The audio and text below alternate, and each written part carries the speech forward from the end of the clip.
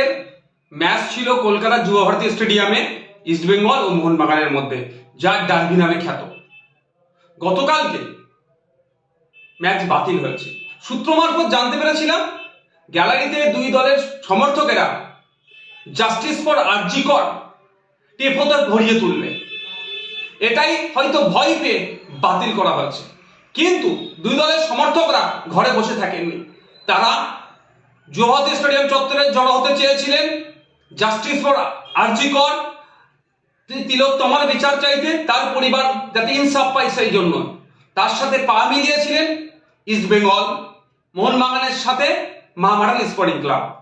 তার এই তিন দলের কর্মী সমর্থকরা যখন জড়ো হয়, পুলিশ মেন গেট থেকে 200 মিটারের মধ্যে কাউকে প্রবেশ করার অনুমতি দেয়নি, 200 মিটারের বাইরে দাঁড়িয়ে বাইরে থাকার কথা বলেছে। তিন দলের সমর্থকেরা 200 মিটারের বাইরে থেকে শান্তিপূর্ণ ভাবে তারা প্রোটেস্ট করছিল এবং justice for RG Kar, justice for Tilottama বলছিল। কিন্তু পুলিশ নির্বিচারে তাদের উপরে আক্রমণ করে। নারীরাও বাদ যায়নি, টেনে হিঁচড়ে প্রিজন ভ্যানে তাদেরকে তোলা হয়।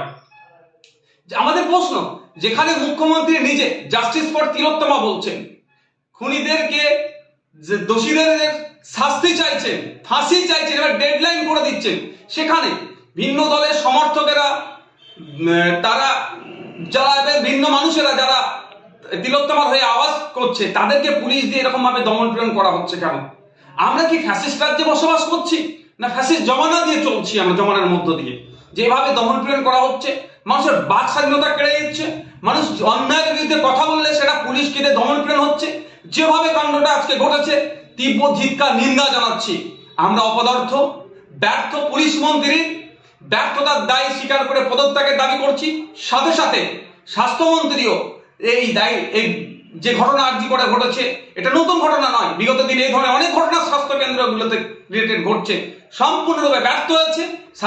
স্বাস্থ্যমন্ত্রীরও পদত্যাগ দাবি করছি এবং সাথে সাথে একটু রাজ্যের মুখ্যমন্ত্রীকে স্মরণ করে দিতে চাই যে পৃথিবীতে যত ফ্যাসিস্টরাই ছিল না কেন, তারা বিভিন্ন সময় গুন্ডা মস্তান পুলিশ প্রশাসনকে কাজে লাগিয়ে মানুষের বাক স্বাধীনতা কেড়ে নেওয়ার চেষ্টা করেছে, মানুষকে দমিয়ে রাখার চেষ্টা করেছে, কিন্তু নির্দিষ্ট সময় পরে কিন্তু সেই ফ্যাসিস্টদের পতন হয়েছে।